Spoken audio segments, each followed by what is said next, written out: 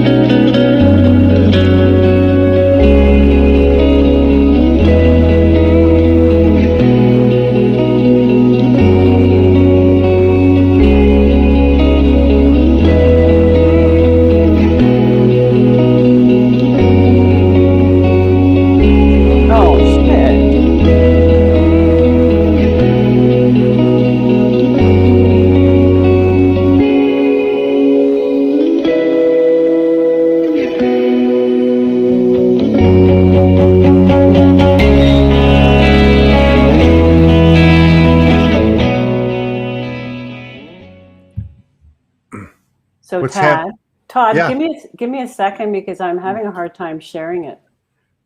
to your group or what? Yeah, to my page. I tagged you for Okay, your so it's person.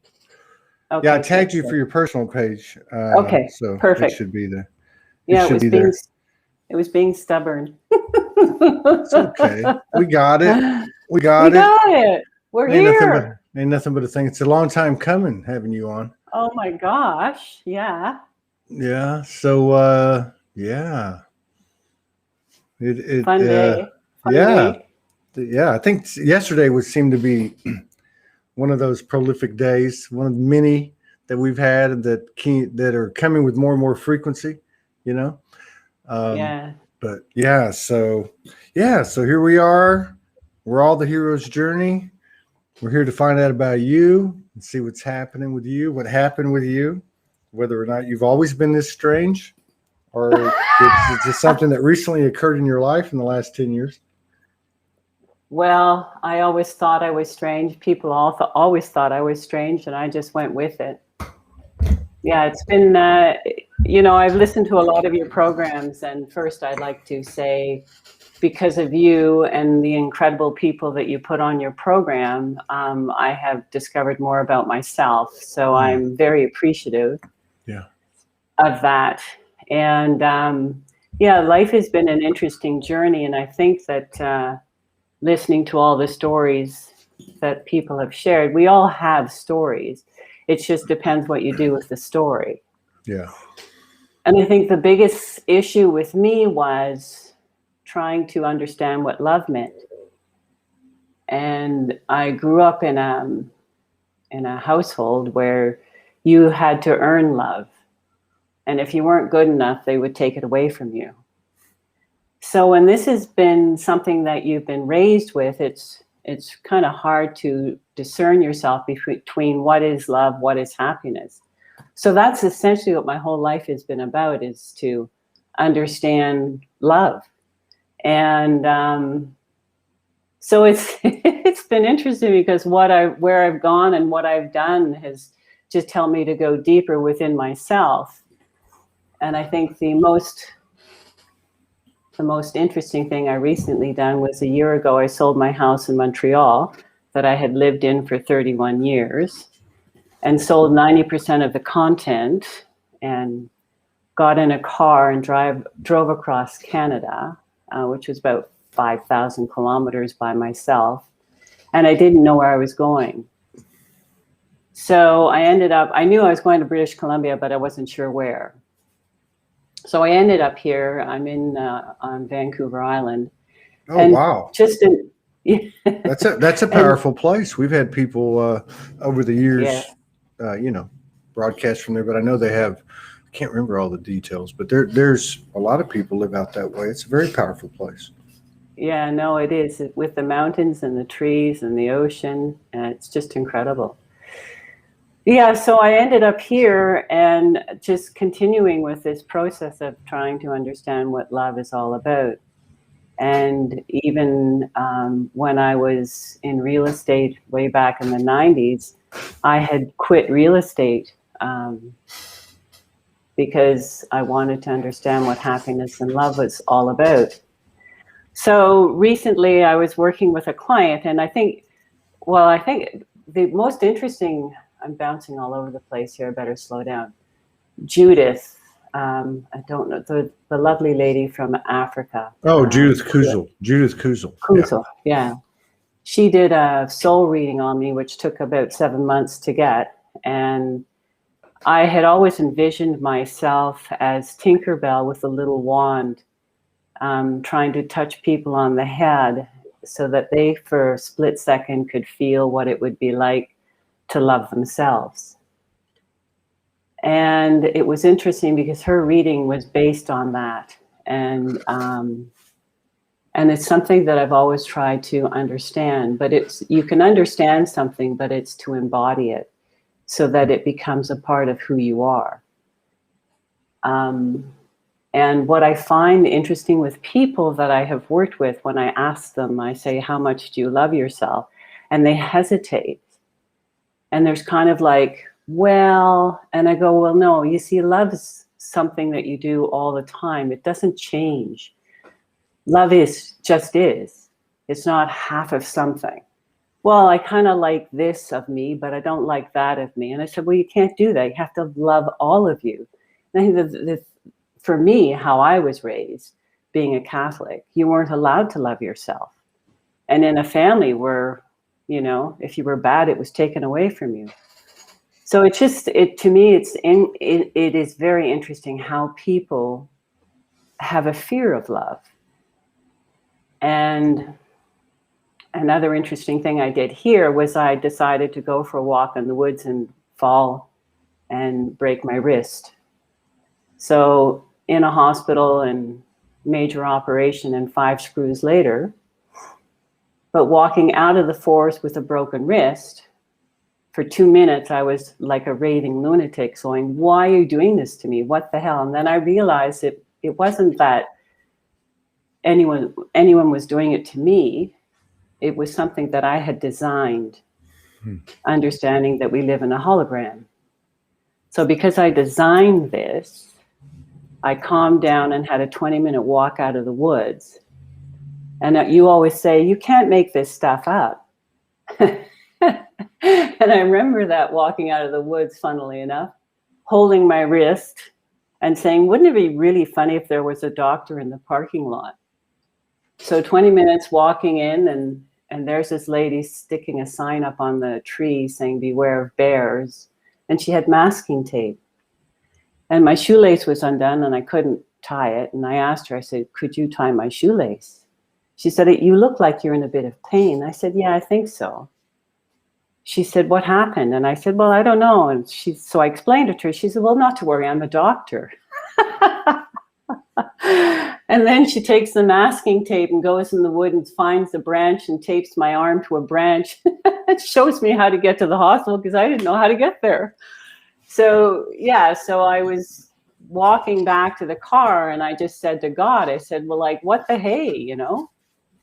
I said, did we have to make it so severe? And he said to me, well, would you have listened otherwise? Probably not. So it's incredible how everything just kind of lines up and brings you back to your heart. And from there, everything was just incredible how smoothly it went through the hospital and nobody was in the waiting room and just one thing after another. And it's just everyone that shows up now is just confirming with me as I go deeper within myself, the importance of being who I am and being authentic and embodying it, and then trying to work in a sense that no matter where I go, who I speak to, or whatever I do, is that the energy behind it is just pure love. And it's been interesting, I have to say. I bet. I mean, you tracked all the way across Canada, among other things, I'm sure. Yeah, they all thought I was nuts, but that's typical. Did you have any difficulty With figuring all this stuff out? I mean, did you have the typical, what seems to be fairly typical? I woke up. I mean, I was born. I was aware of something.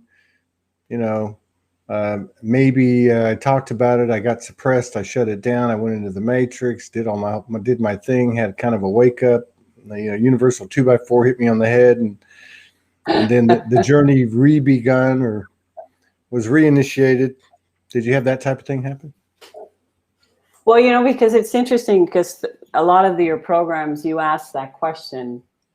And I think there were many times I woke up, but I got too afraid and I shut down. Yeah. So, yeah, because I was in real estate, it was very successful, and I quit. And everybody thought I was on drugs, and how could you? You were at the top of the world, whatever, blah, blah. And then I decided, well, I just better go find out what it means to be happy and what is this love thing? I mean, seriously. Because it was not something that I could buy because I had everything I wanted and that wasn't working. And it wasn't in relationships because that's a different story. That wasn't working. No. Well, you see, you can fake it and pretend, and I think that's a lot of what I was doing, was pretending that it didn't matter, you know. And then I realized it just, you know, some of the things that I do and I have been doing is I write these little expressions. They're called we ponders, we for smaller, tiny thoughts. And I've been writing them for a long time. And I've gone back and I've looked at them. And even though I wrote them, they weren't a part of me. Yeah. But now I'm writing them and they are a part of me. And I do little we videos too to help people connect to themselves. And again, it's you know, the expression fake it till you make it, it just, I don't know how else you do it. I mean, you have to, the shoe will slowly break in as long as you're willing to walk the path. But what happens is with a lot of people, they get off the path, and that's what you do. You get off the path and then you get back on the path. And yeah, so yeah, it's all really been bringing me back to myself. And one of my great mentors, Abdi, I had spoken to him before, or just as I got to Vancouver, and he was like, why did you do that? And I said to him, I said, well, because God kicked me out of bed and told me to leave. And he said, no, he didn't. And Abdi's the type of person where he doesn't say anything. You have to think about it.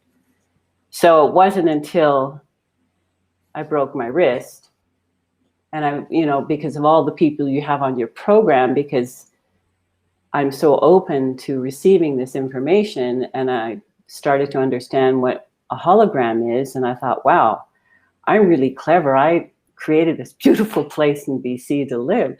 And then I kept saying to myself, well, why did I decide to sell my lovely, cozy life and drive across Canada? And all it was, you know, you get complacent. And I was complacent.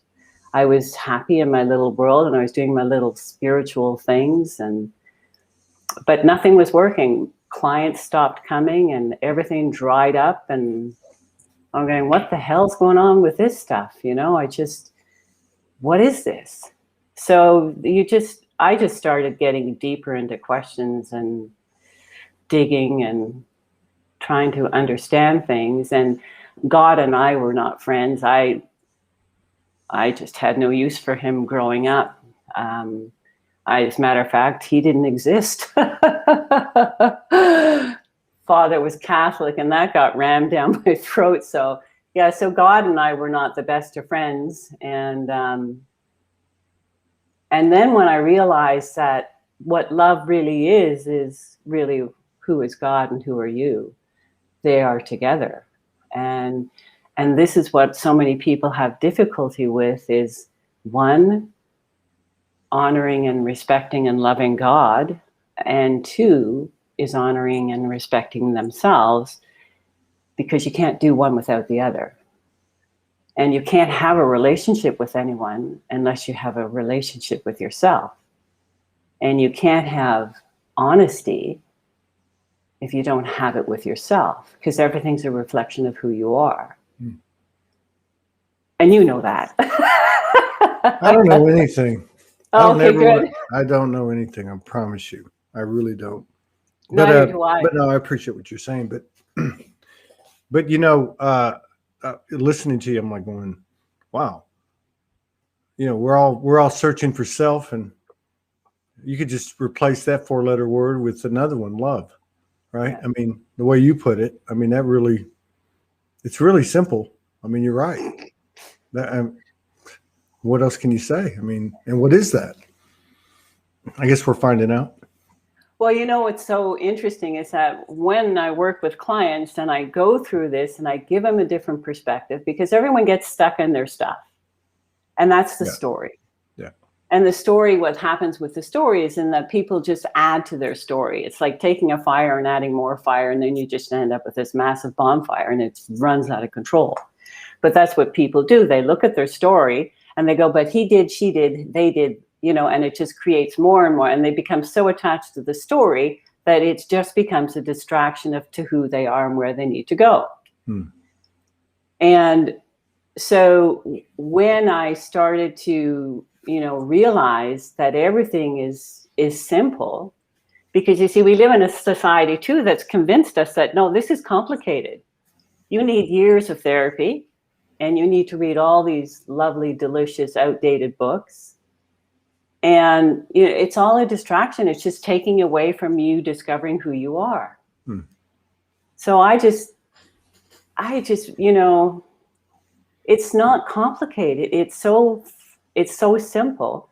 Years ago, I worked with a client. She was in an abusive marriage, and she wanted the courage to leave, and she was in the process of leaving, and she had 3 children. I think the youngest one was 2 and the oldest one was 7, and all they knew was abuse.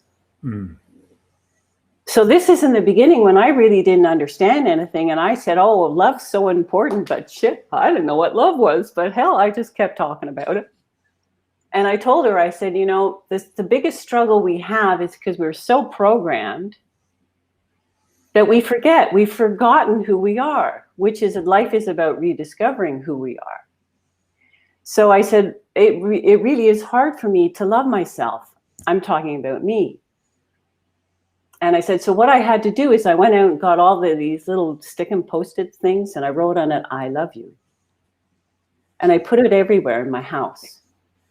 Computer, bathroom, mirror, bed, by the TV, the fridge, the windows, whatever I looked out on, there was a little post-it that said, I love you. So every time I got into the really rabbit hole, I would see a post-it and go, I love you. And I go, oh, no, I don't. So I kind of gave my permission not to. And then I said, okay, let's play. Anyway, she was lovely, because what she did was she said, okay, I'll do this. But she said, what happened if my son took it off and read it? And I said, well, tell him to read it out loud. So she came back the week later and she looked different. And I said, so how's it going? She says, Christine, it's incredible. She said, my kids really get this. And my kids have shifted from being aggressive to be kind. And it's because they're reading these little post-its, I love you. And it's simple. And I've mentioned it to so many people, and I go, so have you done it yet? I'm getting to it. it's like, what do you want to do? You want to run a friggin' marathon for, I tell them, I say, look, you've got a trainer, you spend a lot of money, you go to a club, you work out like an idiot, you want to get in shape, but what for? You can do whatever you want for your body, but if you don't work from the inside out, it doesn't matter what you do in the body, inside out, it doesn't matter. But it just astounds me. And this is important. It's important how I look. I said, no, it's not. It's important how you feel. It has to come from the inside. Yeah, but it's a lot of work. I go, yeah, but you go and you train out for 3 hours or 2 hours a day. You don't think that's a lot of work? I've been doing Morgan's zero pointing. Oh, she's lovely. Mm-hmm. I mean, I'm doing that, like, I'm working it. Yeah. I'm working it. You're working out. You're working out. Totally. Not sure about the weight department, but well, the thing about that process is it'd be like like going to the bench press and doing 3 sets of 12, and then, but with the 0 point, it ends up being like 3 sets of 72 to the 12th power, because so much comes with it. No, has it helped you a lot? Oh my gosh. I work with, I do work also with, I'm going to screw up his last name, Philip Headred. Oh, Philip. Yeah. I just call him Redhead. Philip Headred. Anyway, he's noticed a massive difference in my energy. And so he said to me, he wanted to know how I was going through the process. He said, what were some of the things that came up for your mother? And I sat there and I absolutely blank. I couldn't even see anything that I had connected my mother to. It was gone. It was like dead. So this was after you worked her through the 0 pointing process. Yeah. There was nothing left. Nothing. That's the point. Gone. Yeah. It's so funny because Susanna Mari, she's another lovely wizard. Oh my God, she's just the salt of the earth. She did a retreat for Lionsgate. So during the Lionsgate, I was doing the Lionsgate with her. I was doing stuff with Philip. I went on with Morgan. I mean, like, it was just like, it all just came together, and it kind of like, it's the fluidity of everything. It's just how everything is so free flowing. Yeah. So I get really excited when I work with people because, like, there's a couple of people I'm working with now, and they're in their late 30s, early 40s, and they've gotten to this point of just like totally disconnected from themselves, and they don't know which way to go. And it's incredible how they have shifted, and they see a difference, not only in themselves, but like their family and how their family behaves, because everything is a reflection of you, right? Mm. So if something's not working, it's not them, it's you. But you see, we like to blame. It's just like, what's the expression when you point one finger out, there's three pointing back at you? Yeah. Yeah. Yeah. So, okay. You're good. This is good. I feel like a little kid in the candy store. Enjoy. Yeah. Yeah. So it's just whatever I can do to help simplify people's lives. It does not need to be this complicated. I mean, yeah. You have to make that commitment within yourself to say, you know what, I want to take my power back. And the thing that astounds me, and it's just, when I work with people, I say the only reason why I can do this is because I've lived it. I've experienced it. It's a part of who I am. So it's not something that, and it was, oh gosh, what was her name? Oh, you're having her on tomorrow. Tomorrow? Oh, yeah. I have it right here. Farmer, Nicola. Oh, Nicola Farmer, yeah. Oh, she is just incredible. Now that is someone who just simplifies things beautifully. And she had said, you know, how, oh, I lost my thread. All right. That's what's happening. It's part of the transition. Oh my gosh. I was in the store the other day and had to write something down, and I couldn't remember what year it was. I said, excuse me, could you tell me what year we're in? And they looked at me like I was like on drugs. And I said, yeah, it's fun. Anyway, I lost it, so it doesn't matter. Day of the week, month. No, I was going to say something about Nicola, what she had said. Anyway. But I pay attention to words that now, like caring and, she, phew. I check now. I say, okay, what does that word really mean? Yeah, do you remember what she said? She's big on that. She's real big on that. Yeah. Okay. You're good. So I'm curious with the Judith. She does those soul readings, right? She did one for myself and for Morgan. But I know several people that have had one from her. You said that you felt like Tinkerbell with a wand wanting to tap everybody and show them what love is. Did that come out in the soul reading too? Well, she had, yes. I was telling this to Morgan. I said, when I got the soul reading, I read it and I cried. And then I sat with it, and then I went and read it again a couple of hours later and started to get the depth of what it was about. And the focus of it was that I belong to a soul family called the Beloved Ones, and that my sole purpose on this planet is to share unconditional love. And what made me cry, and I have it on my computer, and she said, this is from God. And it said, he said, this is my beloved daughter, of whom I'm well pleased and who I love. And I felt that so profoundly within me, and knew that, you know, because you kind of like wonder why you think certain things and why you feel a certain way. It's because it's something that you've done, or it's in your energy. And when I read those words, I honestly could see myself, and I hope not to cry, honestly see myself being held by God and being told, you know, that his love for me was real. And yeah, so it was very, it was very profound, because it just gave me more clarity, I guess. Mm-hmm. So everything now that I'm doing is to help me to embody that even deeper, to a deeper level, so that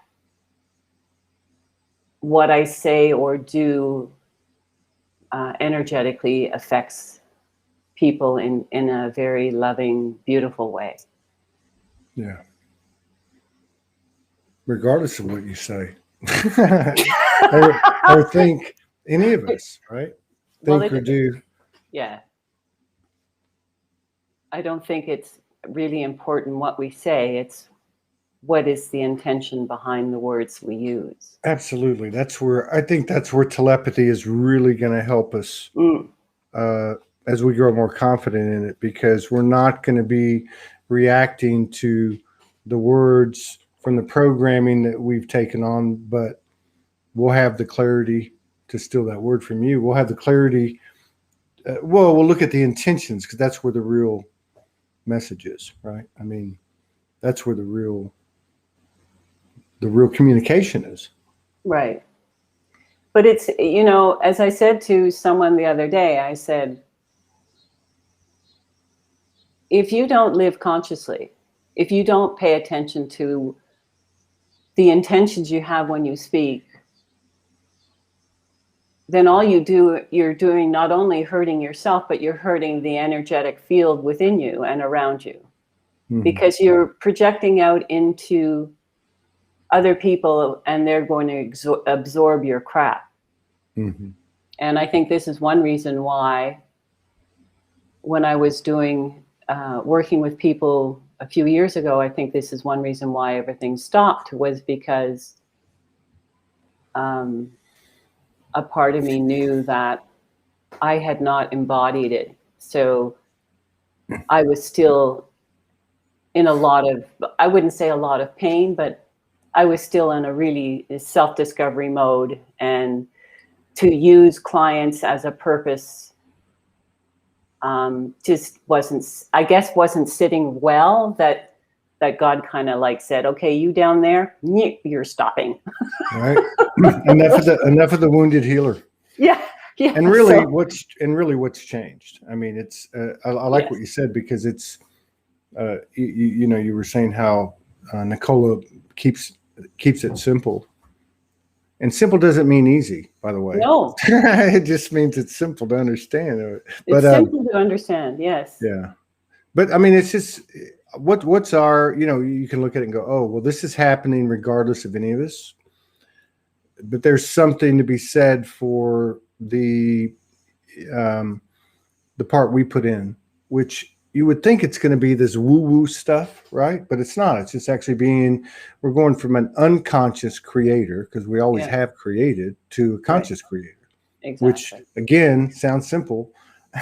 But really, I mean, and is it even just specific to the words, to the thoughts?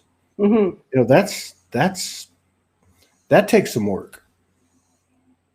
Well, you see, one of my lovely clients was in a situation the other day, and we were talking yesterday, and he said, oh, you know, this happened, that happened, the ambulance came, and it was just total chaos for him. And he said, oh my gosh, I felt anxious. And I said, yeah, but I said, so what was it about that situation that you created? Mm. And he was like, oh my God, right, okay. I said, so stand back from it and look at it, and what is it that you need to discover? Because everything is a distraction. Everything. So you can run into that story and add your energy and go, oh my gosh, this happened, that happened, and stay stuck in it and repeat the story over and over again, which just creates all this crazy energy. But if you stop the story and step out of it and say, so what is it I need to learn? And I said, so what do you need to learn from that? That's the jewel. That's your gift right there. Because even everything that's going on in the world, you created. Mm-hmm. And when I really started to understand this hologram thing, I went, oh my gosh. I used to, for years, because my life was not a walk in the park, but I had a feeling something else was going on. I had no idea what it was. Like, I was just totally in the dark, because nobody understood me and I didn't understand them. So I used to always look up to the sky, and I wasn't friend with God either, but I figured somebody was listening. And I used to look up, I said, what the hell was I drinking? What was I thinking to create this crazy life? You know, like, it was just stupid. So one day I just started to because that's the only way I could break out of it, because I had to laugh at my life. I had to find the humor in everything, even though I didn't understand it. So I used to imagine that I was in a bubble, and above me was this dome, and they're all up there, and it's like this massive coliseum, and they've all got their tickets now. Christine is in the arena. What's she going to do? So you got half of them going, oh, she's going to go that way. It's for sure. She set herself up. She's going to go that way for sure. No, and then you got the other guy. No. You know what she's like. You tell her to go right, she's going to go left. And yeah, whatever. I end up somewhere and on my ass. And I'd look up to them and I said, look, you guys upstairs are making a lot of money off of me. But when I get up there, I want at least half the proceeds. So that was the only way I could work my way through all this craziness, because it was just stupid. But hey, we're masters. So you said that your life wasn't a bowl of cherries. You don't have to say what happened, but I mean, like, how did you actually come out of it? What because I know when you said your clients stopped coming, I sold my stuff, I quit my job, I jumped in the car and drove to Vancouver Island, not knowing where you were going, by the way. That was definitely, I'm sure, a continuation of your expansion, but there must have been a time, if it was very difficult, where you took the bull by the horns, or was that the moment? I really don't know. I have no idea.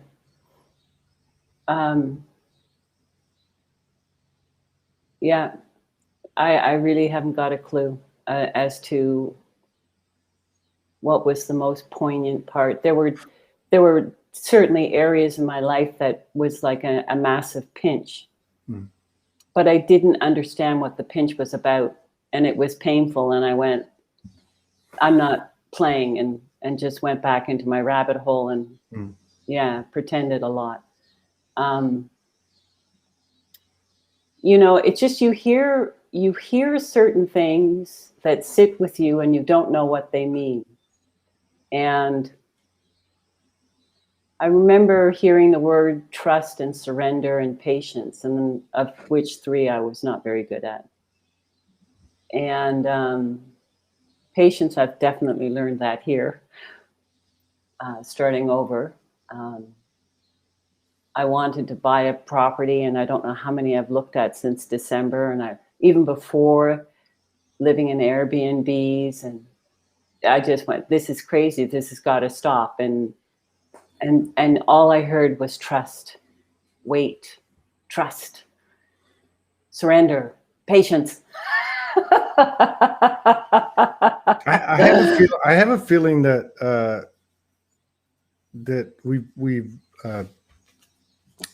we're at the point where all of that's coming to fruition, right? I mean, almost like the wait is over. One of the things is that energetically, not really understanding it. As you said, I really don't know anything, because if I ever said I know something, I get knocked on my ass, and it's kind of painful. Thank you. Don't feel like the lone stranger. No. Yeah. So, oh God, there I lose my thread again. It's okay. It's okay. We got this. Let's do a replay now, and I'll get what I was going for.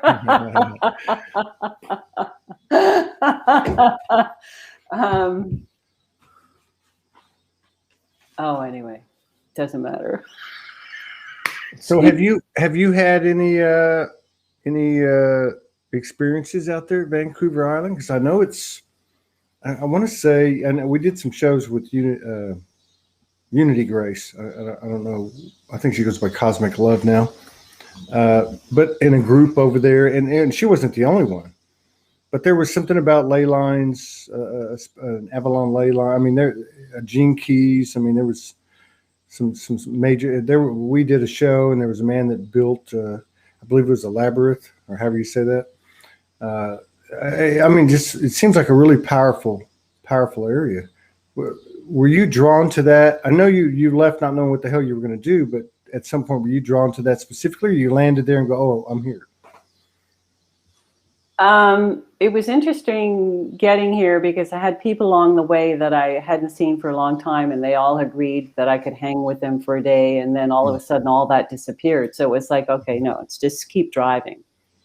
I didn't know where I was going, and I just ended up at a place because it was the only place I could find. And I'm in a place called Cumberland, and the only reason why I'm renting here is because it's the only place I can find. So how did I end up here? Again, it's about trust, and it's about surrender. And I mean, one of the roles I took on was I'm very playful, and I like to joke around and laugh a lot with people. So I allowed the child within me to come out and bring out that curiosity. So I always started to see myself standing on a corner and looking around the corner to see what was there, to see what was coming, and to be patient for it and to wait for it. So And because everything that I've gone through, and knowing that everything that I was doing was a distraction, I haven't really looked at anything other than myself since I've been here. Good. So I really, you know, hanging out in the woods. One of the interesting things with Susanna Mari and her Light Language Lounge, I started to play in that and didn't realize that I had been doing this for a long time as a child, but got shut down. They always told me it was baby talk. And I believe them, silly me. How's it been to get reacquainted with that in yourself? Sorry? How has that been to get reacquainted with the light language in yourself? It's fun. It really is, because now it just seems I drop into it a lot easier. And yeah, it's just, you know, everything is really about rediscovering who you are, because we've forgotten. That's all it is, really. It's, you know, some people say, well, I have to leave my job, or I have to leave my relationship, or I have to, and I go, no, you don't. You just need to have a better relationship with yourself. And if you wake up and realize that whatever you are is not where you need to be, then, you know, it's just wait, trust, you know, we are all guided, you know, but you have to trust that. You seriously, you have to jump off the friggin' edge and know that you'll be caught, and maybe you won't need to be caught. Maybe you'll just fly from there and go, oh my gosh, this is what I call freedom. Isn't that what we did to get here? And didn't we jump off to get here? Yeah, but I think we forgot. Right? I think we forgot. And are you still working? I know you're still working on yourself. In myself. In yourself. You're right. Yeah. Is there? Do you feel like there's still major stuff going on? Do you feel like the self work is changing in any way? I mean, are you finding out new things about yourself? You're still ditching ego identities. I mean, curled up in fetal position, crying 3 o'clock in the morning, No. You know, different things like that. You know, one of my wee ponders that I put up, I've forgotten what I said, but it was essentially the crux of it is that, oh yeah, it was a recent one I put up about, had a little boy on it and said, who am I? And I said, you're a child of divinity. And basically, I believe that your work stops the day you transition. Here. It's the same thing, right? Yeah. I mean, that is the motion of creation, right? Yes. More discovery. I mean, this realm, maybe it's a little bit more unique in terms of the contrast, but yeah. And so you've been spending a lot of time with yourself in the woods and so on.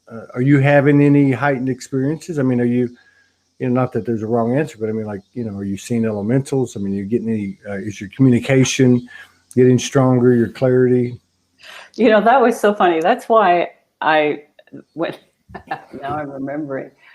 When I first started to listen to you, which was when I got here, which was in August last year, and you were in Sedona, and you were interviewing all these lovely people, and that's when I texted you. When was that? That was a year ago. Okay. Yeah. And I had texted you, and I said to you something to the effect that, I'm sorry, I do not walk on water. Mm-hmm. And I don't see, what I said, I don't have any ETs sitting on my bed. Because most of the people you were interviewing, they just made it sound like that's what it was like for them. And I used to sit there and I'd say, okay, so what's wrong with me? Because I don't see ETs and and I'm not walking on water, and I'm just me trying to put one foot in front of the other. So it's, yeah. So to say if I'm seeing anything now, I think that I'm just becoming more aware of my own sensitivity, and I do a really bad thing of mind reading, which is okay if I don't say it out loud most of the time. I mean, like that, and that's what I'm talking about. Your awareness is expanding. Your sensitivities are expanding. Like with the Yes. mind reading things, that's something that you've always done. And if so, has it become, a stronger Claire?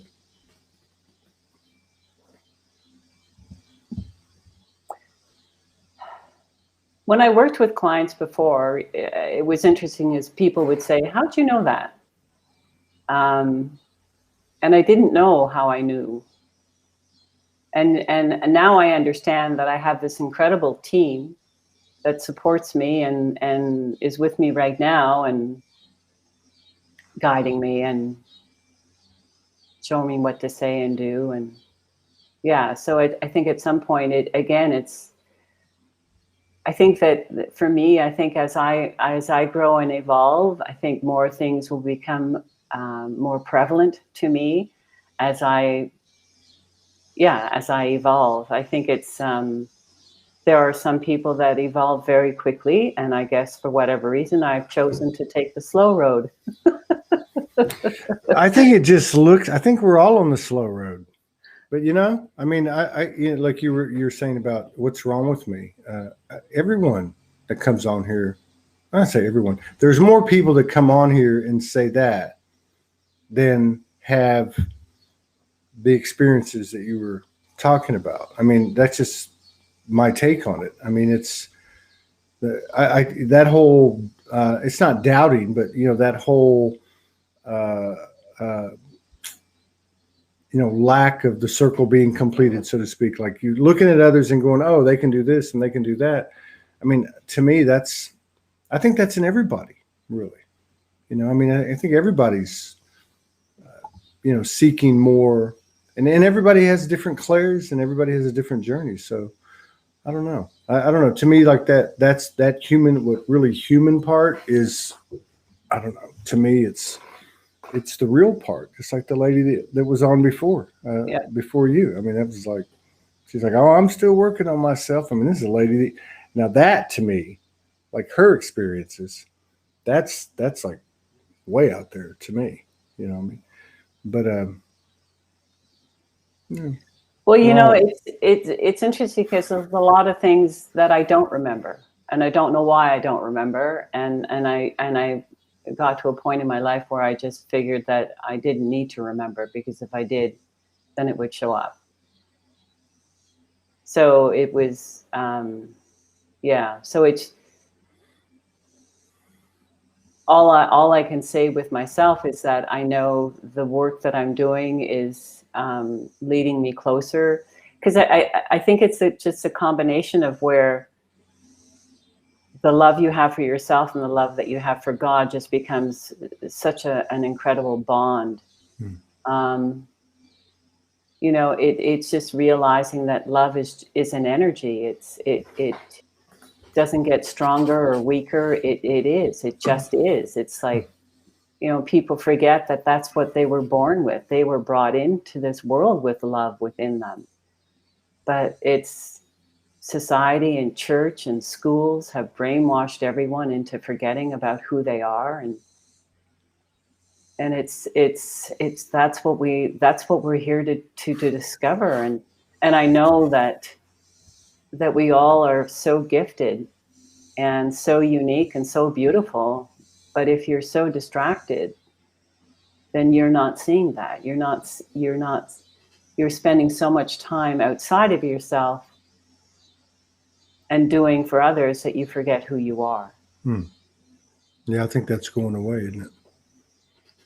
And actually, I mean, I shouldn't say that because I don't want to sound negative, but I think it's going away and it's not that we're not doing things for others now. It's just, it's different. It's different.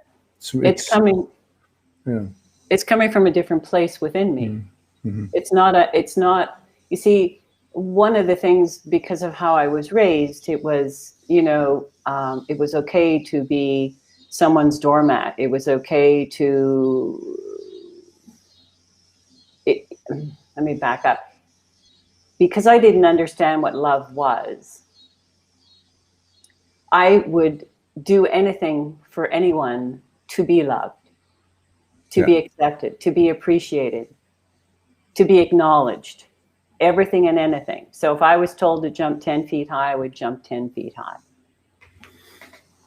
And when I realized that what I was doing is what I was dishonoring myself,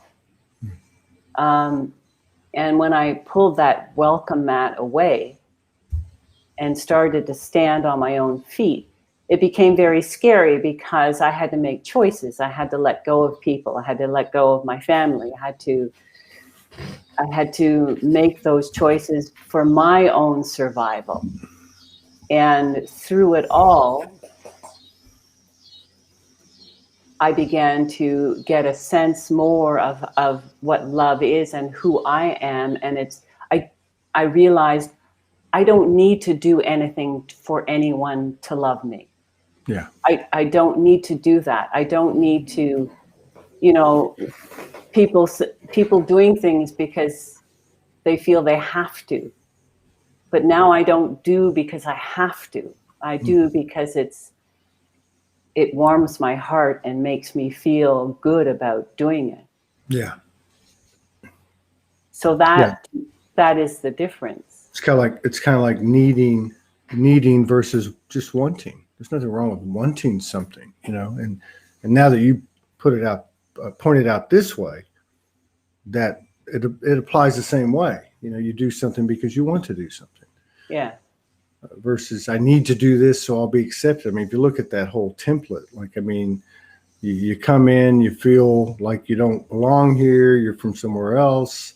You realize that the world doesn't tick the same way it does for you that it does everybody else. And then you start, like you said, doing things to be loved. But it creates that need that's not even there.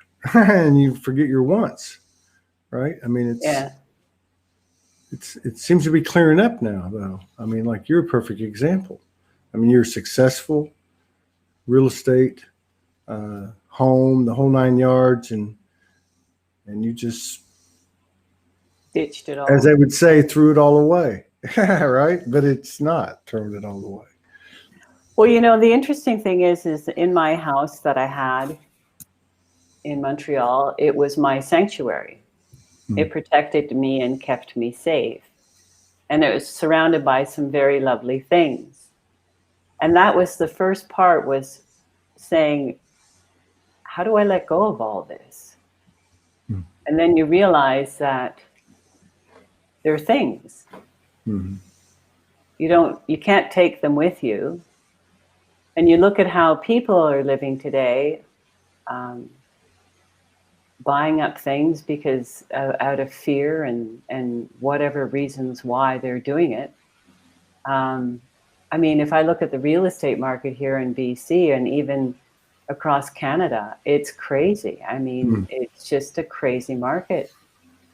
And the sad thing is the greed is getting greedier. And if people would just stop and take a step back and say, do I really need this? I mean, what is it doing for me? It's short-lived, and it always comes back to myself. And I think that's probably, it's like I'm the world's biggest secret, and I'm having fun unfolding me. There you go. That's the real secret, right? Yeah. I never resonated with the secret, but that's the secret. We're the real secret. Right? We are, and that's why we're here. Because you see, it's not what you know that's important; it's who you are in your heart. Yeah. And how can you make a difference in someone else's life without gouging them at $400 an hour and telling them that they have to be in therapy for the rest of their life or be on drugs? And I mean, it's just not right. Kind of pisses me off, but it's going away. Well, it's going to piss you off until you come into alignment, and same for me. You know, I think we're doing great. I really do. No, I do. I do. Yeah. No, I know you do. I know you do. I'm really happy that you came on. It was a long time coming. And I still remember when you reached out and offered to help and so on. People do, and we appreciate it. But you know, like everything else, things don't operate the way they used to. Things just kind of happen, right? You know what I mean? Well, that's true. Yeah. That's what happened. Yeah, and then like the energy of the intention is felt, you know, and I think that's actually the real thing, not the bricks and mortar, and not that that's not part of it still, but so I really appreciate the offer and anyone else that's offered. In fact, it may be time now, you know, for as everything seems to be being reconstructed and created in the new Trinity energy versus duality, maybe it is the time. I was feeling it this morning and last night, and so maybe we're all coming into alignment, and we start put the bricks and mortar of the new earth together, and it's going to be interesting to see,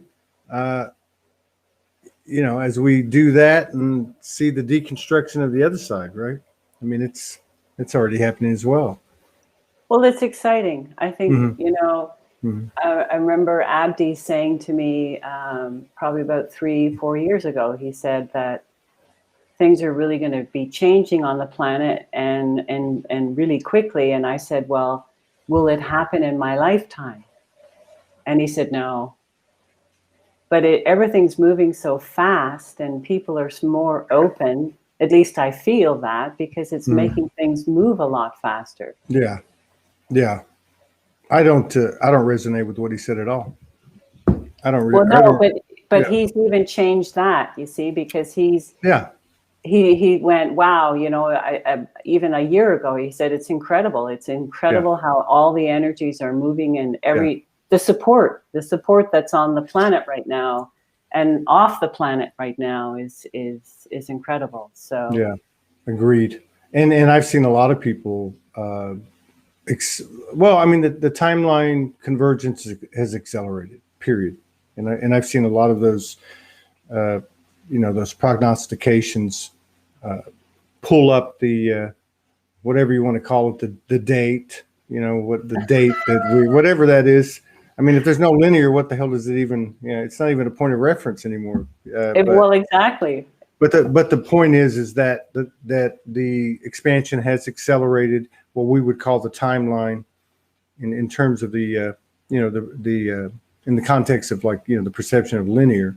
But yeah, there's no doubt. Like every day, I mean, it's every day there's something that you're just going, whoa, or you hear something or see something or experience something. But I'm really glad that you came in. You know, I wish you the best. You know, thank you for reaching out last year, and I'm sure we'll collaborate at some level.